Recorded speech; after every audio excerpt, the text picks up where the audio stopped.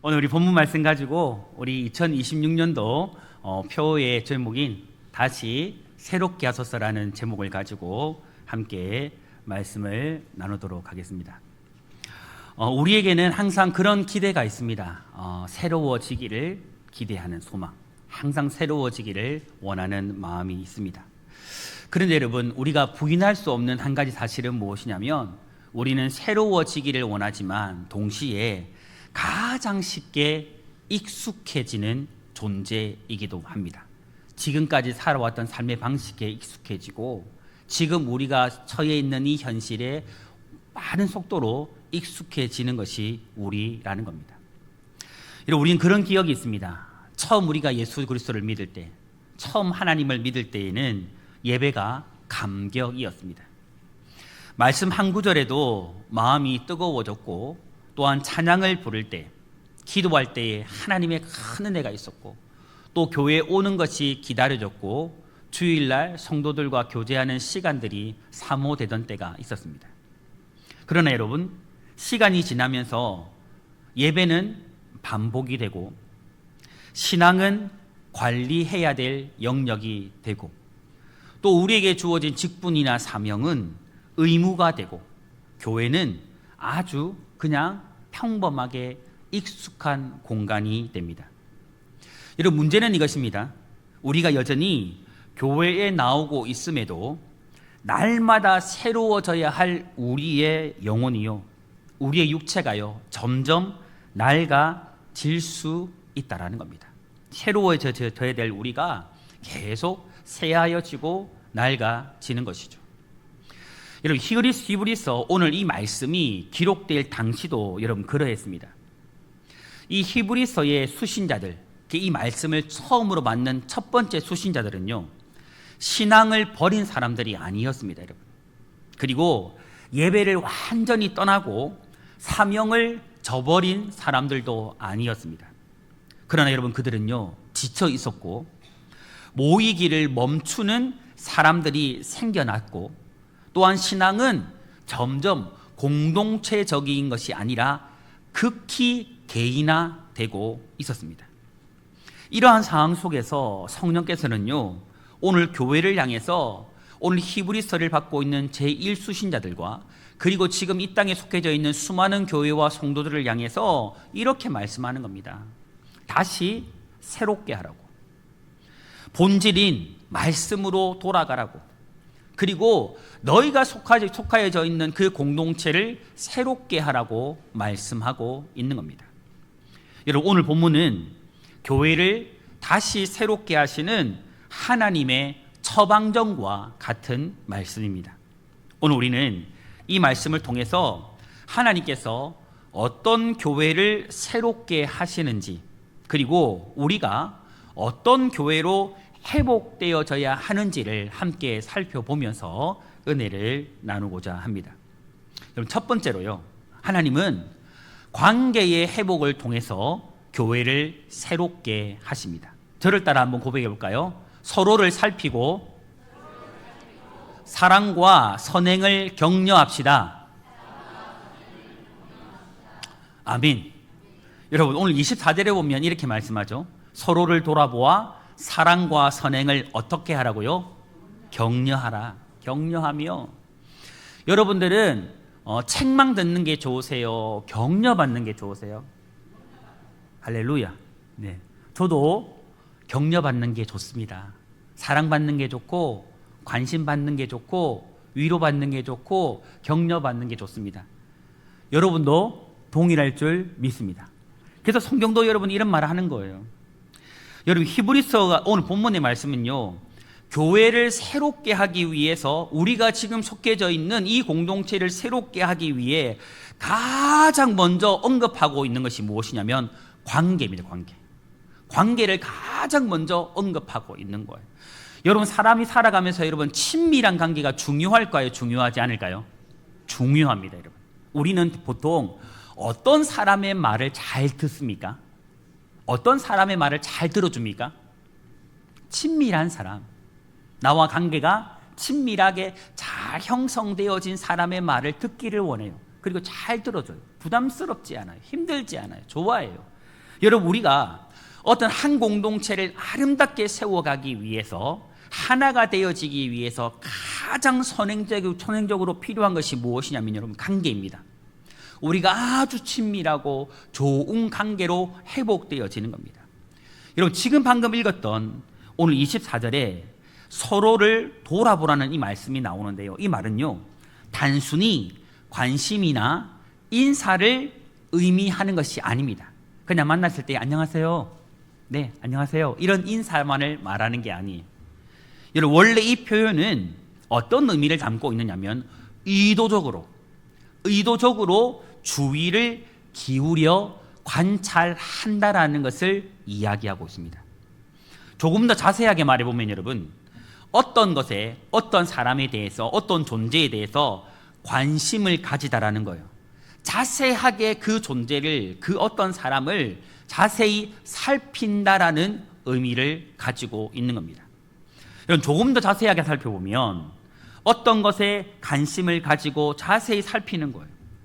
여러분, 우리 성도님들이 서로에게 관심을 가지고 주목하는 것, 그것을 이야기하고 있는 겁니다. 이 방금 읽어드렸던 이 서로를 돌아보라는 이 말씀이 어떤 의미냐면, 우리 성도들이 서로에게 의도적으로 관심을 가지고 그들을 주목하는 일에 힘쓰라는 말씀을 하고 있는 겁니다. 여러분, 그렇다면 어떤 목적을 가지고 서로에게 이렇게 관심을 가져야 한다라고 이야기를 하고 있을까? 여러분, 이 말은요, 어떤 내 주변에 있는 사람들에게 사생활을 감시하고 간섭하기 위함이 아닙니다. 신앙의 교제를 통해서 믿음에서 떠나지 않도록, 내 주변에 있는 믿음의 지체들이 신앙으로 함께 교제하면서 이 믿음 안에서 떠나지 않도록 하기 위함이에요.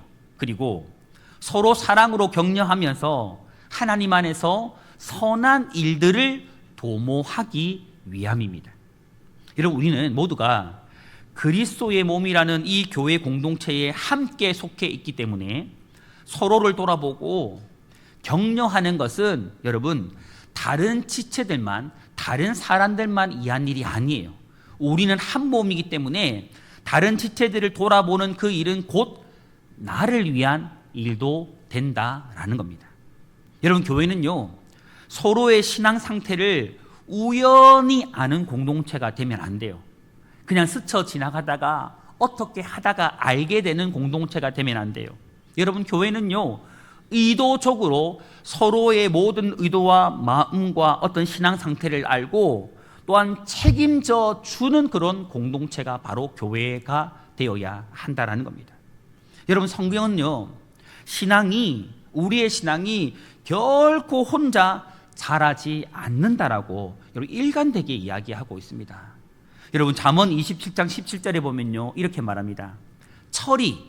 철을 날카롭게 하는 것 같이 사람이 그의 친구의 얼굴을 빛나게 하느니라, 이렇게 말씀하고 있어요. 그리고 여러분, 에베소서 4장 16절에 보면 교회를 서로 연결되어져 있는 지체라고 이야기하고 있습니다. 여러분, 우리가 기억했으면 좋겠어요.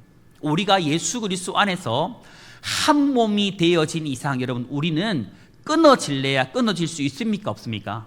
없어요. 여러분, 사실은 그럴 수가 없는 존재예요. 여러분, 각 지체가 그리고 자기 역할을 할 때에 잘한다라는 말씀을 하고 있는 겁니다. 여러분, 조금 전 읽어드렸던 여러분 잠언이나 에베소서의 이 말이요, 그런 의미를 담고 있는 거예요. 오늘 우리의 각자의 역할을 할 때에 우리의 몸이 자란다. 교회가 새로워지지 않는 가장 큰 이유 중에 하나가 있는데 여러분, 그 이유가 무엇이냐면 교회에 사람이 없어서가 아니랍니다. 여러분, 교회가 새로워지지 않고 자라지 않는 이유는 사람이 없기 때문이 아니래요.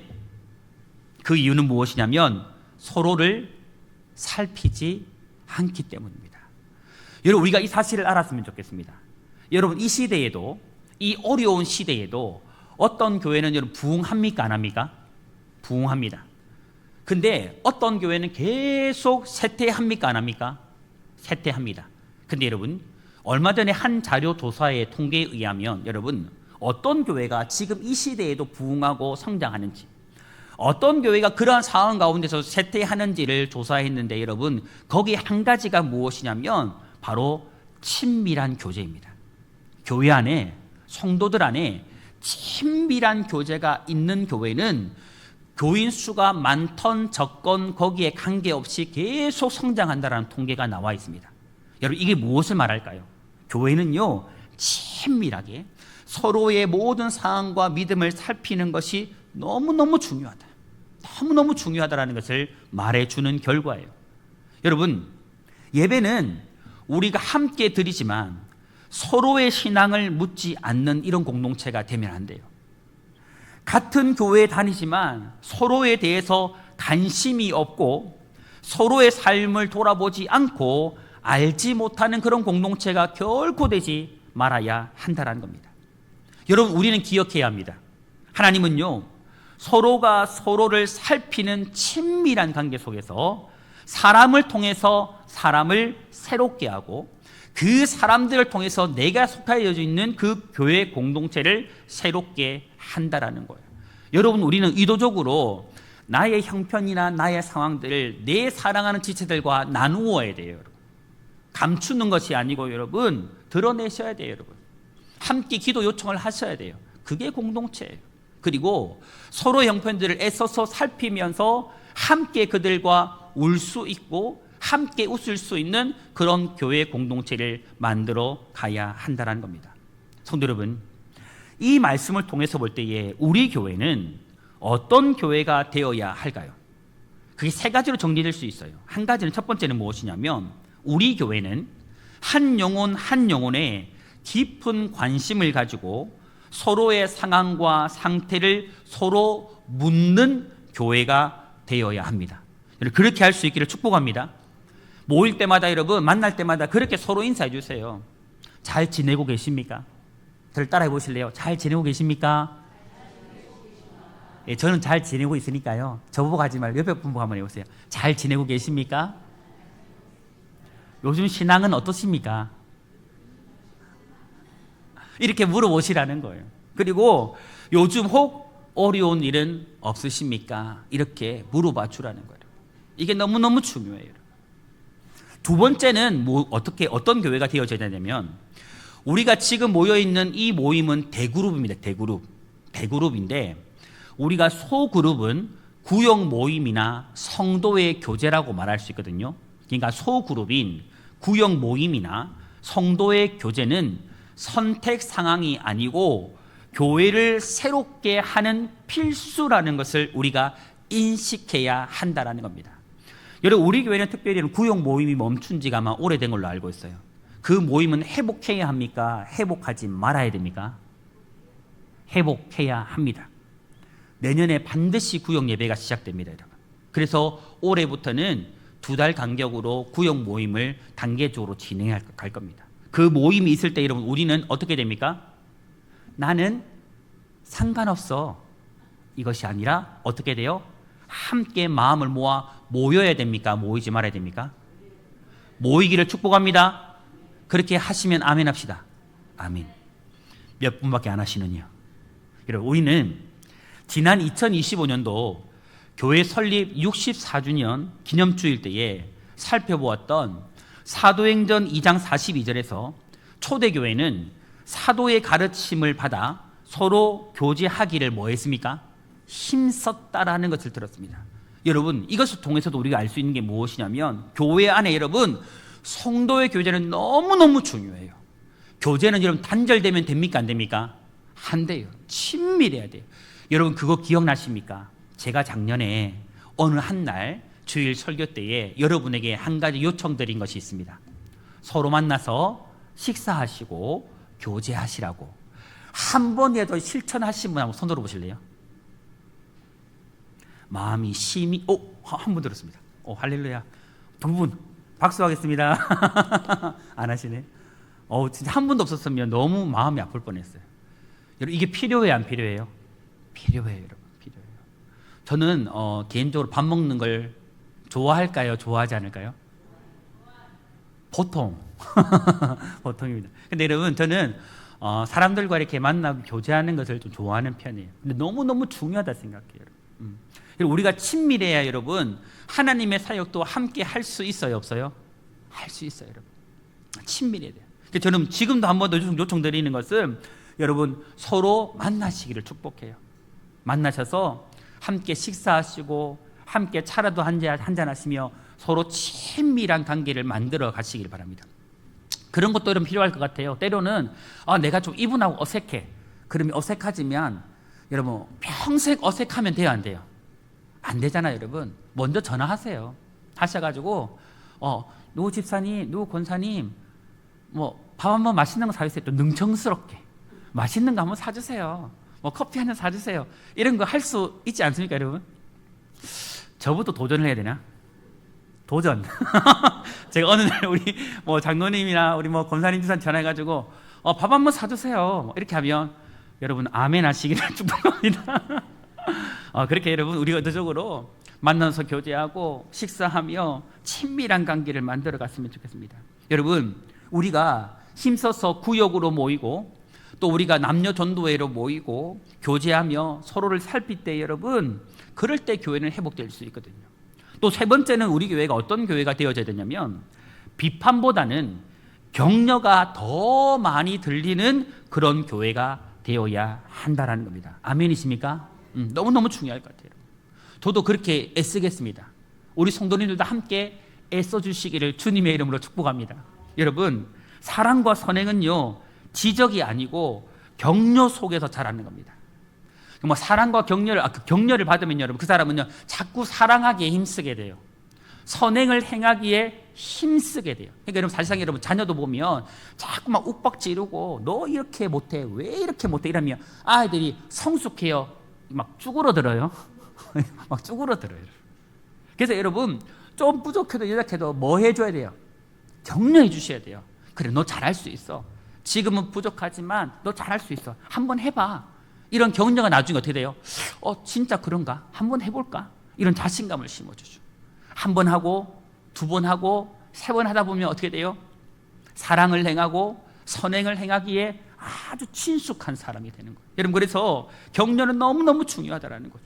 여러분 하나님은요 사랑과 선행을 격려하는 그 관계의 회복을 통해서 여러분 교회를 다시 새롭게 하신다라는 겁니다.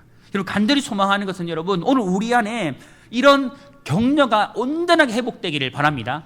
만날 때마다 여러분 격려해 주시기를 바랍니다. 혹시 격려할 거 잘 안 보이면 그냥 잘생겼어. 너무 아름다워요. 이렇게 격려해 주세요. 아멘. 여러분 그 사람은 여러분 아름다워요, 아름답지 않아요? 여러분 옆에 분 다 보실래요? 잘생겼어요, 못생겼어요? 예? 못생겼어요? 여러분 막 혹여나 못생겼다고 생각하시는 분들은 그분이 못생긴 거예요. 여러분 그거 아세요? 우리는 본질적으로 최고의 걸작품이란 아시죠? 하나님께서 한 사람 한 사람들을 최고의 걸작품으로 만들어 놓았거든요. 아주 아름다우십니다, 여러분. 그냥 웃잖아요. 이렇게 하니까 그냥 웃잖아요. 여러분 경계해 주세요, 이렇게. 이것이 오늘 우리를요 하나로 묶는 관계의 회복을 가져올 거예요.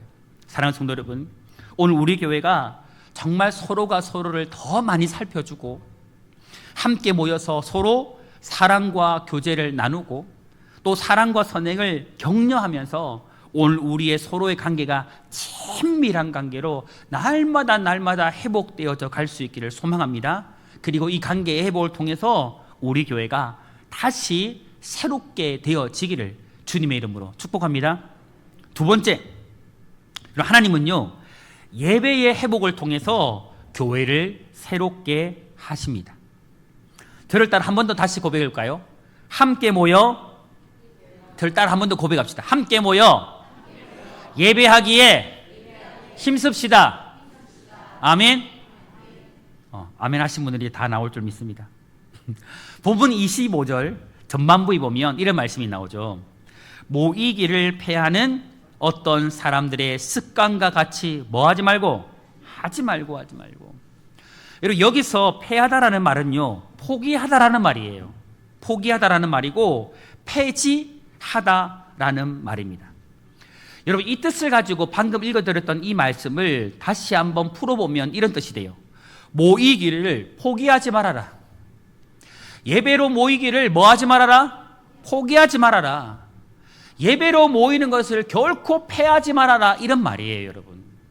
여러분, 이것을 볼 때에 이 히브리서를 기록할 당시에 이 말씀을 받는 독자들 중에는 어떤 사람들이 있었냐면 예배에 참석하는 일을 포기하는 사람들이 있었다라는 겁니다. 여러분, 이것은요, 교회 공동체의 결속을 하나님을 해하는 일이었기에 오늘 이 말씀은요, 이 일을 강한 어조로 하지 말라고, 그렇게 하지 말라고 강조하여 이야기하고 있는 겁니다. 여러분, 당시의 성도들 중에는요, 외부의 박해나 다시 유대교로 돌아가고자 하는 그런 움직임 등으로 인해서 어수선한 분위기가 있었어요. 교회 공동체 안에 어수선한 분위기가 있었습니다. 핍박을 두려워하고 또 예수 그리스도에 대한 확신이 약해지면서 예배에 참석하기를 포기하였던 겁니다. 쉽게 말하면 여러분 그런 거예요. 세상에 지금 내 현재 삶 가운데 있는 여러 가지 일들 가운데 억눌려 가지고 신앙을 포기해버리는 거예요. 예수님을 향한 나의 믿음이 점점 약해지는 거예요. 예수님도 소용없구나. 믿음도 소용없구나. 하나님도 소용없구나. 그렇게 예배를 포기해버리는 거예요. 그리고 여러분, 이러한 그들의 모습은요, 하나의 습관처럼 굳어져 버리고 있었던 겁니다. 여러분, 이러한 바람직하지 못한 습관은요, 성도들 간에 사랑과 선행을 격려하지 못하도록 만들고 자연스럽게 서로에 대한 무관심하게 만들고 또 점차 이기적인 성도로 변해가게 만들게 된다는 겁니다. 여러분, 우리가 예배로 모여서 어떤 교제를 하지 않으면 여러분, 우리의 관계가 어색해져요? 어색해지지 않아요? 어색해지게 돼 있어요. 그러다 보면 결국 우리는요, 이기주의가 돼요. 함께 할 수 없는, 나만 아는, 나만 살피는 사람이 될 수밖에 없다라는 거죠. 여러분, 예배 모임에 참석하는 일은요, 성도 개개인에게나 교회 공동체에게 매우 중요합니다. 여러분, 매우 중요합니다. 여러분, 교회가 존속하는 그 본질적인 이유 한 가지도 여러분 예배거든요. 우리 교회가 왜 존재하냐? 여러분, 성도가 왜 존재하냐? 여러분, 하나님을 예배하기 위함이거든요. 여러분, 사단은요, 이와 같은 사실을 잘 알고 있기 때문에 교회를 자꾸만 무력화시키려고 합니다. 성도들 간의 신앙을 태보로 몰아가고자 예배에 참석하는 것을요, 원천적으로 봉쇄해요. 자꾸 그러한 일들을 시도해요. 여러 가지 상황들과 여러 가지 형편과 상황들을 만들어가지고 어찌하든 성도들이 함께 모여서 예배하지 못하도록, 어찌하든지 함께 모여서 교제하지 못하도록 만든다라는 거죠. 성도 여러분, 예배로 모이기를 포기하는 것은요, 신앙의 습관이 될 수 있다는 걸 꼭 기억하시기 바랍니다. 꼭 기억하세요. 여러분, 한 번 빠지는 건 쉬워요? 어려워요? 사실은 어려워요. 처음 빠질 때 부담스럽거든. 빠지면 안 될 것 같은데 막 이렇거든요. 근데 어떻게 하다 빠졌어요. 2번 빠졌습니다. 2번까지는 조금 양심이 가책이 있어요. 한 번 더 빠져볼까? 3세판이잖아요, 여러분. 3번 빠지면 이 마음 좀 덜해요. 이렇게 하다 보면 자연스럽게 어떤 일이 벌어집니까? 예배를 빠지는 것이 어려움이 아니라 익숙함이 돼요. 익숙함이 되면 나의 습관이 되어지는 거예요. 빠져도 괜찮구나. 아무렇지도 않구나. 이렇게 되는 거예요. 여러분, 예배는요, 한 번 빠지는 것은 상황일 수 있지만, 어떠한 특별한 상황일 수 있지만, 계속 빠지는 것은요, 그 사람의 신앙의 방향을 이야기해 주는 거예요. 나의 신앙이 바로 그것이구나. 그것을 보여주는 겁니다. 그 사람의 신앙 그 자체가 된다라는 겁니다. 여러분, 히브리서의 성도들이요, 모이기를 포기한 이유는 분명했습니다. 왜냐하면 모이면 손해가 났거든요. 무엇에 손해가 났을까요? 자신의 세상적인 삶에 손해가 났거든. 주일날 거룩하게 안식을 지키려고 하면 자신의 삶의 무엇인가를 포기해야 되거든. 육체적인 무엇인가를 포기해야 되는, 그러니까 자신의 삶에 손해가 생기는 거예요. 모이면 위험했기 때문입니다. 자꾸 외압이 들어오거든요, 여러분.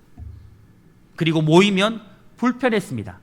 어색하니까, 친밀하지 않으니까. 이런 이유들로 여러분, 그들은 점점 예배로부터 멀어졌던 거예요. 그러나 여러분, 성령은 우리에게 말합니다. 그런 그들에게 이야기했습니다. 무엇을 말하냐면 모이지 않는 것이 더 위험하다. 뭐라고요? 모이지 않는 것이 더 위험하다. 모이는 것보다 더 위험한 것은 예배로 모이지 않는 것이 더 위험하다라고 말하고 있는 거예요. 그러면 여러분, 교회는요, 오직 서로 권하여서 그 날이 가까움을 볼수록 더욱 예배로 모이기에 힘써야 합니다. 여러분, 한 가지 알아야 될 사실이 무엇이냐면 지금 여러분, 교회 폐지법이 지금 진행되고 있습니다. 이것이 진행되다 보면 여러분, 마칠 때 어떤 일이 벌어질까요, 여러분? 우리의 모임 자체도 어려워져요, 여러분. 그런 시대가 실제로 오고 있어요, 여러분. 근데 여러분, 그때 우리는 어떤 각오로 예배에 나와야 될까요? 아니면 교회에 모이지 못하도록 만들어갈 거니까 우리는 모이지 말아야 됩니까? 초대교회처럼 여러분, 우리는 생명을 걸어서 모여야 할 줄 믿습니다. 여러분, 다시 말해서 여러분, 주님 다시 오실 날이 가까이 왔음을 보고 우리가 지금 그것을 보고 있는 이때에 성도들은 여러분, 예배로 모이기에 더욱 힘쓰고 또 서로 모이자고, 함께 모여 예배하자고, 함께 모여 기도하자라고 서로 권면해야 한다라는 겁니다. 여러분, 내 주변의 지체들이 지금 예배 빠지잖아요, 여러분. 보이지 않잖아요. 그 사람 무슨 일이 있겠지. 이게 아니라 여러분, 연락하셔야 돼요, 여러분. 권면하셔야 돼요. 돌아보셔야 돼요, 여러분. 여러분, 예배로 나오지 않는 것이 그 인생에 위험한 게 아니에요. 진실로 그들에게 위험한 것은 무엇이냐면 예배하지 않는 것이 더 위험하다는 것을 여러분, 우리는 꼭 알아야 됩니다. 여러분, 교회가 새로워지기 위해서는요, 예배가 다시 교회의 중심이 되어야 합니다. 여러분, 성도들의 삶의 가장 중심이 바로 예배가 되어져야 합니다. 여러분, 우리는 그런 이야기를 듣잖아요. 예배가 나의 생명같이 되어야 된다고. 예배가 곧 내 생명이라고. 여러분, 믿으시기를 바라요, 여러분. 믿으시기를 바랍니다. 여러분, 진실로 우리 성도님들의 예배를 나의 생명처럼 여기시기를 바랍니다. 여러분, 다 포기해도 여러분, 하나님 포기하면 안 되잖아요, 여러분. 다 포기해도 여러분, 우리가 하나님 만날 수 있는 예배만큼은 결코 포기하면 안 되거든요, 여러분. 다 잃어도 여러분, 누군만큼은 잃으면 안 돼요. 하나님만큼은 잃으면 안 돼요, 여러분. 절대 하나님은 잃어버리면 안 돼요, 여러분. 여러분, 예배가 소비가 되면 안 돼요. 예배가 여러분, 피곤한 일이 되면 안 돼요. 예배는 여러분, 우리의 기쁨이 되고 나의 삶에 있어서, 우리의 삶에 있어서 가장 중요한 일이 되어야 하는 겁니다. 그러므로 성도 여러분, 우리는요, 예배를 나의 개인의 일정 속에, 한 일정 속에 끼워 놓는 그런 작은 일정 중에 하나가 아니라 모든 내 삶의 일정의 중심으로 다시 세워야 합니다. 여러분, 기억했으면 좋겠습니다. 우리가 살아가다 보면 그런 일이 생겨요. 세상 일이 정말 급한 일이 생겨요. 예배가 내 일주일간의 하나의 일가 속에 있는 하나의 일가에 불과하지 않은 것이 될 수 있어요. 여러분, 그러나 기억하세요. 예배는 그렇게 할 수 있는 게 아니에요. 예배는 하나의 일가가 아니에요. 일주일에 하나의 일가처럼, 일가표처럼, 시간표처럼 정해져 있는 그 시간을 따라서 하는 그런 시간이 결코 되면 안 돼요. 예배는 그렇게 할 수 있는 것이 아닙니다. 예배는 여러분, 반드시 우리의 삶의 핵심이요 중심이 되어져야 합니다. 그리고 여러분, 예배의 가치를요, 여러분의 후손들에게, 다음 세대에게 분명히 가르쳐 주시길 바랍니다. 다른 거 다 포기해도 예배만큼은 포기하면 안 된다. 다른 거 다 빠져도, 다른 모임 안 가도 예배만큼은 빠지면 안 된다라고 분명히 가르쳐 주세요, 여러분. 예배는 우리의 생명이에요, 여러분. 이 마지막 시대에 우리의 믿음과 내 삶과 내 가정과 내 미래와 모든 것을 책임져 줄 수 있는 그 중심이라는 걸 여러분 꼭 기억하시기를 바랍니다. 여러분, 신앙은요, 보여주는 거예요. 신앙은 보여주는 거예요, 여러분. 부모가 예배를 가볍게 여기면 오늘 우리 신앙의 지금 선배들이 이 예배를 가볍게 여기는 것을 보여주면 우리 자녀와 우리 다음 세대는요, 예배를 가치 없는 것으로 여기게 돼요. 가치 없는 것을 여기게 돼요. 그리고 교회를 필요 없는 것으로, 굳이 없어도 되는 그런 존재로 취급하게 된다라는 겁니다.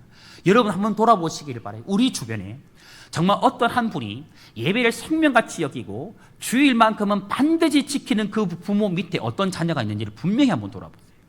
그런데 내가 예배를 가르치지 않고, 내가 예배를 소중히 여기지 않고 가볍게 여기는데 그런 부모 밑에 자녀들이 어떤 모습을 하고 있는지를 분명히 보세요, 여러분. 기억하셔야 돼요, 여러분. 여러분, 하나님은요, 예배를 회복시켜서 교회를 다시 새롭게 하십니다. 하나님은 그것을 우리에게 원하세요. 우리 안에 예배가 회복될 때에 우리 교회는요, 다시 새롭게 될 수가 있습니다. 오늘 우리 성도님들의 예배가 회복되기를 축복합니다. 진실로 오늘 우리 예배가 회복되고 우리 교회의 예배가 회복되어짐으로 말미암아 이 예배의 회복을 통해서 우리 교회가 다시 새롭게 되어지기를 주님의 이름으로 축복합니다. 세 번째로 여러분, 하나님은 소망의 회복을 통해서 교회를 새롭게 하십니다. 어떤 회복을 통해서요? 소망의 회복을 통해서 교회를 새롭게 하세요. 여러분, 오늘 본문 25절 후반절에 이렇게 말씀하죠. 오직 권하여 그날이 가까워 옴을 볼수록 더욱 뭐하자? 그리하자. 여기서 여러분, 성경이 말하는 그날은 단순한 어떤 사건의 날이 아니라 예수 그리스도의 다시 오심, 곧 주님의 재림의 날을 가리키는 겁니다. 여러분 두 눈으로 보실 때 여러분 주님 오실 날이 가까워 오고 있어요? 아직 먼 것 같아요? 여러분 솔직히 어떠세요? 멀지 않은 것 같습니다. 우리는 여러분 이 마지막 시대에 예수님의 재림에 대한 소망을 가지고 또한 경각심을 가지고 신앙생활을 하셔야 합니다. 여러분 이 말씀은요, 박해와 여러 가지 어려운 상황 속에서 신앙이 약해져 있는 공동체를 향해서 이렇게 말하고 있는 거예요. 뒤로 물러가지 마라. 끝까지 견뎌라. 소망의 고백을 굳게 붙잡으라고 지금 이야기하고 있는 겁니다. 그리고 여러분, 이 권면의 중심에는요, 다가오고 있는 이 종말과 재림의 소망이 있다. 거기에 너의 소망을 두고 살아라고 이야기하고 있는 겁니다. 여러분, 교회가요, 영적으로 약해질 때에 나타나는 공통적인 증상이 있다고 합니다. 교회가 쇠약해질 때에, 약해질 때에 나타나는 공통적인 증상이 있는데 그것이 무엇이냐면 바로 종말신앙입니다. 종말신앙이 사라지게 된다는 겁니다. 여러분, 과거에 여러분 우리 믿음의 선진들은 여러분 예수님 다시 오시를 정말 고대해서 안 했어요. 고대했습니다. 그래서 여러분 우리 그 70년대 60, 70년대 정도 될 것 같네요. 그때 주님 고대가라는 찬양 나왔잖아요. 낮에나 밤에나 눈물 머금고 내 주님 오시기만 기다립니다. 가실 때 다시 오마 약속하신 주. 여러분 그런 찬양이 왜 나왔어요? 여러분 보릿고개 넘어가며 풀죽 써먹어가며 내 자식 하나까지도 막 키우기 어려운 그 시대에 정말 주님 오실 그날만 바라보면서 그 신앙을 지켰지 않습니까? 오늘 우리에게 여러분 진실로 기억할 것이 무엇이냐면 삶이 힘들어도 고난 속에서도 정말 주님 오심을 고대하고 나아가는 그 신앙에 여러분 교회는 세워져요. 내 가정이 세워져요. 여러분. 그래서 여러분 결코 잃어버리지 말아야 할 신앙이 있다면 그것은 바로 종말 신앙이에요. 여러분 주님의 다시 오심을 더 이상 기대하지 않고 영혼에 대한 사모함도 관심도 흐려지고 오늘의 문제, 지금 내 앞에 있는 고난, 이 땅의 현실만 붙들고 살아가게 되는 거예요. 여러분 우리는 이렇게 살아가면 안 돼요. 여러분 오늘이 끝이 아니거든요. 이 땅의 문제가 여러분 전부가 아니거든요. 그래서 여러분 성경은요 분명하게 말하고 있는 거예요. 골로새서 3장 2절 말씀에 위의 것을 생각하고 땅의 것을 생각하지 말래요. 그렇게 하지 말래요. 여러분 교회가 미래의 소망을 잃어버리는 순간, 주님 다시 오실 그날에 대한 소망을 잃어버리는 순간 현재의 견딜 힘도 함께 잃어버리게 되어져 있습니다. 여러분 꼭 기억하십시오. 여러분 어느 교회는 힘이 있어요. 어떤 교회는 능력이 있어요. 여러분 어떤 교회는 오늘 살아낼 수 있는 힘을 가지고 있어요. 그 교회가 어떤 교회이냐면 미래에 대한 소망이 분명한 교회입니다. 주님 다시 오실 그 재림의 날을 분명히 믿고 달려가는 그 교회, 그 성도들이 모여있는 교회는요, 힘이 있어요. 오늘을 살아낼 수 있는, 오늘을 견뎌낼 수 있는 힘과 능력이 있다는 겁니다. 로마서 8장 24절에 이렇게 말합니다. 우리가 소망으로 구원을 얻었음에 보이는 소망이 아니니 라고 이야기해요. 여러분 기억했으면 좋겠습니다. 당장 내 눈앞에 보이는 이것이 소망이 될 것 같고 저것이 소망이 될 것 같은 그 소망은 결코 소망이 될 수 없대요. 여러분이 이 땅에 것은 그 누구라도 여러분 결코 하나님이 말씀하시기를 소망이 될 수 없대요. 이 땅에 것은 돈이든 사람이든 권력이든 권세이든 그 무엇이든 간에 너의 소망이 될 수 없다. 너의 영원한 소망이 될 수 없다라고 주님은 말하고 있는 거예요. 그래서 여러분 보이는 것이 소망이 아니기에 진짜 소망이 무엇이냐? 보이지 않기의 소망이다. 지금 주님 다시 오신다는 그 재림 너희 눈에 보이지 않아도 그게 너의 소망이다. 이게 진짜 소망이다. 아직 오지 않았기에 기다리라는 겁니다. 그래서 여러분 교회는요, 종말 신앙을 가지고 서로를 향해서 그날에 우리 가운데 이루어질 소망을 말해주는 공동체가 되어져야 한다는 겁니다. 여러분 25절에 그런 말이 나오잖아요. 서로 권하여. 여러분 이 말은요, 아까 우리가 위에서도 살펴보았듯이 서로 권해서 예배로 모이기를 힘쓰라는 그 의미만을 가지고 있는 것이 아니에요. 여기에 머물지 않아요. 여러분 이 단어는 어떤 의미를 가지고 있느냐면 위로하다, 격려하다, 붙들어주다, 용기를 북돋아 주다라는 의미를 가지고 있습니다. 즉 성경은요 이렇게 말하고 있는 거예요. 서로에게 소망을 말해주는 공동체가 되어라. 주님께서 다시 재림해 주셔서 우리의 억울함과 아픔과 고통과 모든 눈물을 신원해 주실 그날이 반드시 온다라고 말해주라는 거예요. 그런 소망의 날이 너희에게 기다리고 있다. 너에게 반드시 온다. 지금은 힘들지만, 지금은 아프지만, 지금은 눈물을 흘리고 있지만 하나님께서 너희 눈에서 눈물을 닦아주는 그날이 반드시 온다라고 그 소망을 말해주라는 거예요. 누구를 향해서요? 내 사랑하는 지체를 향해서, 서로가 서로를 향해서 이 이야기해 주라는 거예요. 지금의 고난이 끝이 아니라고, 지금의 눈물이 마지막이 아니라고, 우리의 수고가 지금 우리가 주님의 나라와 교회를 위해서 헌신하고 수고하고 땀 흘리는 이 수고가 결코 헛되지 않다라고 말해주라는 거예요. 억울함과 상처를 풀어주시고 우리 눈에서 모든 눈물을 닦아주실 주님이 다시 이 땅 가운데 우리를 향해 오신다라는 이 소망을요 계속해서 말해주라는 거예요. 요한계시록 21장 4절에 이 소망을 이렇게 말하지 않습니까? 모든 눈물을 그 눈에서 씻기심에 다시는 사망이 없고 애통하는 것이나 곡하는 것이나 아픈 것이 다시 있지 아니하니라. 아멘.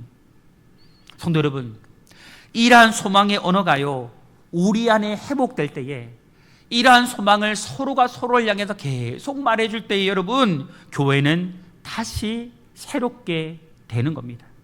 그러므로 여러분 우리 교회 안에는 다시 서로를 붙잡아주는 소망의 언어가 회복되기를 간절히 소망합니다.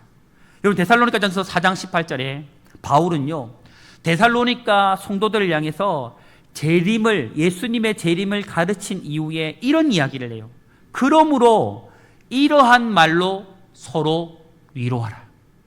예수님의 다시 오심, 그 재림을 이야기해 주면서 오늘 힘들지만 그 힘듦을 이겨낼 수 있는 그 소망을 전하며 서로를 위로해 주라는 거예요.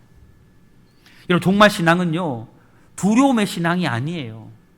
위로의 신앙이고 오늘을 견딜 수 있게 하는 신앙이고 교회를 새롭게 하는 신앙입니다. 여러분 간절히 소망하는 것은 우리 성도님들이요 우리 심령 속에 우리 교회 안에 이 종말 신앙이 회복되기를 바랍니다. 정말 주님 다시 오심을 믿고 확신하며 살아갈 수 있기를 바랍니다.